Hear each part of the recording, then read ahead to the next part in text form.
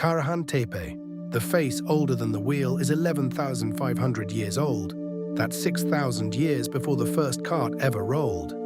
Tonight we walk into a hill in the south of Turkey, near the city of Şanlıurfa. The archaeologists call this place Karahan Tepe. Down in the rock, in a room cut from the living stone, a face is waiting for us. And here is the strange part. The face is not sitting on the wall. It is not a statue someone set in place. The neck and the skull were left joined to the bedrock of the hill itself. The stone was carved away all around it, and the head was left behind, still holding on. It looks less like a carving and more like something being born. As if the mountain is dreaming a man, and the man has not finished arriving. We'll come back to that face. First, let the room settle around you, and let the hill grow quiet. Picture the way in. A low doorway cut through rock, and then a chamber sunk down into the hillside. The air is cool and still, the way a cellar is cool on a summer night. Oil lamps rest in the niches, and their light is small and orange and patient. It doesn't fill the room. It moves. It slides along the walls, finds the tall stone standing there, and leaves the corners in the dark. Sound is soft in here. A single footstep, the faint hiss of a wick. Somewhere above, the wind crosses the mouth of the hill and then goes quiet. This is a made place, shaped on purpose. People came down here on evenings like this one, 11,000 years ago, and sat where you are sitting now. We don't know their language, we don't know their names, but we know they built with care, and we know they wanted this room to feel exactly like this. Come up out of the room for a moment and look down from above. Karahan Tepe sits on a dry ridge in the highlands southeast of Şanlıurfa. Around it, the land is pale and folded, the color of old bread. This hill is not alone. It belongs to a scatter of sites the Turkish teams call Taş Tepeler, the Stone Hills. About 35 kilometers to the west stands its famous sister, Göbekli Tepe. From up here, at dusk, you would never guess what is buried below. Just grass and stone and the long blue shadow of evening moving down the slope. And for thousands of years, no one did guess. The mound was noted in 1997, but the real digging only began in 2019. Everything you are about to see spent 11 millennia in the dark, holding its shape, waiting under a hill that looked like any other hill on the plain. To understand this face, we have to stand at the edge of a great change. 11,000 years ago, the wheel does not exist. Writing does not exist. Pottery does not exist. Metal is unimaginable. The people here are hunters and gatherers, only beginning to learn the land beneath their feet. And yet, they are moving stone. At Göbekli Tepe and here at Karahan, they raise great T-shaped pillars, some as tall as a person and taller. The evidence suggests these were not ordinary houses. They were gathering places, built by many hands, for reasons that mattered enough to move tons of rock without a single wheel to help. Watch the sunset gild the standing stones. The shadows they throw are long and thin. Think of the effort behind them. No animals broken to the yoke, no metal tools, only stone and bone and shoulders, and a shared idea strong enough to pull a whole community up this hill again and again. Look closely at one of the pillars. It is not just a post, it has a body. Along the stone, faint in the low light, you can find arms bent at the elbow, hands brought around toward the front, and a belt carved at the waist. The T at the top is a head, seen without a face. These stones are people, turned to rock and made to stand very still. At Karahan Tepe, that human feeling goes further than almost anywhere else we know. Here they carved shoulders, they carved necks, they carved heads on their own. The people of this hill were not simply decorating, they were pressing themselves into the walls, folding the human shape into the oldest architecture ever found.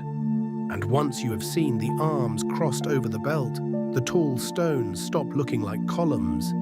They start looking like a gathering that has been standing here, patient and unmoving, for a very long time. Now come back down to the face and lean in close. Here is what makes it unlike every statue you have ever seen. A statue is carved, then lifted, then set in its place. This one was never lifted. The workers began with solid bedrock, the raw bone of the hill, and they cut everything away except the man. They freed a nose, they freed the deep hollows of the eyes, and then they stopped. They left the neck and the skull fused to the mountain, so the head seems to lean out from the stone the way a swimmer leans out of water. From this angle, in the lamplight, you can almost catch the motion midway. Not a finished face, a face still being delivered by the rock. Whoever did this understood something we usually think of as modern, that a figure half freed from its material feels more alive than one set cleanly on a shelf. 11,000 years ago, someone already knew that. Pull back and take in the whole room they call Complex AB. It is dug down into the bedrock, and rising up from that same floor stand rows of tall, rounded pillars, carved like the head, straight out of the living rock rather than built up from separate blocks. There are around 11 of them. They rise from the stone as if they simply grew there one night. And the head we have been studying is set into the wall above them, its neck stretching out sideways, low and level along the rock. A cool light slides down from an opening overhead and pools on the floor. The pillars throw soft shadows that all lean the same way. Stand in the middle and turn slowly. Every shape in this room was taken away, not added on. The builders did not carry the room up here. They found the hill, and then patiently they removed everything that was not the room. So what was all this for? Here we have to be honest with each other. We don't know, the stones cannot tell us, and no one wrote a single word down for 6,000 more years. Historians and archaeologists still debate it. Many think Karahan Tepe was a place of ritual, somewhere people came to mark a birth, a death, or the turning of the year.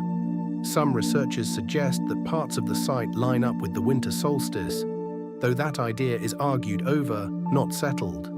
The heavy focus on the human body, on heads and shoulders, and a figure half born from the rock seems to point toward beliefs about ourselves, about where we come from and what we are made of. But a hint is all it is. Sit at the ridge as the sun drops and rest with that thought a while. 11,000 years, and the clearest voice from this hill is a stone face that will not quite finish speaking. There is one more strange thing, and it is the reason we can see any of this at all. At some point in the deep past, these rooms were deliberately filled in, not collapsed, not simply abandoned to the wind. People carried earth and rubble down and packed the chambers full, on purpose, burying the pillars and the face up past the neck and beyond. We don't fully know why. Perhaps the place had finished its work. Perhaps a room, like a person, was meant to be laid gently to rest. Whatever the reason, that soft, dark blanket of soil is exactly what saved them. It kept the lamplight-colored stone from weathering away. It held the face steady in the dark, sheltered from frost and rain and time. The very act of covering it is why, 11,000 years later, it can lean out toward you again, almost unchanged, still holding the same expression it held on the day the earth closed over it. Now let the years run. Above the buried rooms, the seasons turn thousands upon thousands of times. Rain smooths the mound, grass closes over the top. Far to the southeast, down in Mesopotamia, someone finally shapes the first wheel from wood. Around 5,500 years ago, 6,000 years after this face was already old. Cities rise from mud brick. Writing is invented, pressed into clay. Bronze comes, then iron. Empires climb the same horizon and fall away again. And through all of it, under this quiet hill, the man half-born from the rock keeps leaning out into a darkness no one disturbs. He waited out the entire story we usually call history. The wheel, the alphabet, the empires, the maps. He was already ancient before the first of them began. The moon crosses the mound night after night and finds nothing changed below. Then, in our own time, the shovels arrive. In 2019, a team led by the archaeologist Nexmi Karul of Istanbul University begins to lift away the packed earth. Lamp by lamp, basket by basket, the room comes back into the light. The pillars reappear, the wall reappears, and one day the soil falls away from a nose, then from a pair of deep-set eyes, and the face that had been dreaming in the dark is looking out again, at people it could never have imagined, holding tools it never knew. Only a small part of the site has been uncovered so far, something like a 20th of it. Most of Karahan Tepe is still down there, still packed in earth, still waiting for a lamp and a careful hand. Whatever else this hill is dreaming, it has barely begun to wake. And here is the thing worth carrying home with you. We tend to imagine the deep past as simpler than us, cruder, emptier, only half awake. Then you meet a face that someone refused to lift off the mountain because they understood that a thing half-born is more alive than a thing set neatly down. That is not a primitive idea. It is one of the oldest thoughts we have ever found in stone, carved before the wheel, before the written word, before the very first city. The hill keeps its face turned toward us across 11,000 years, older than the wheel and still not finished being born. If you ever doubted how far back the human mind truly reaches, this is your answer, and it has been waiting patiently in the rock the whole time. So we leave the room the way we found it. The lamps burn low, the pillars slip back into their shadows, and the face settles again into the rock that never once let it go. Half a man, half a mountain, still leaning out of the dark. 11,000 years it has waited here. It can wait a little longer. Rest now. The hill will keep its dreaming.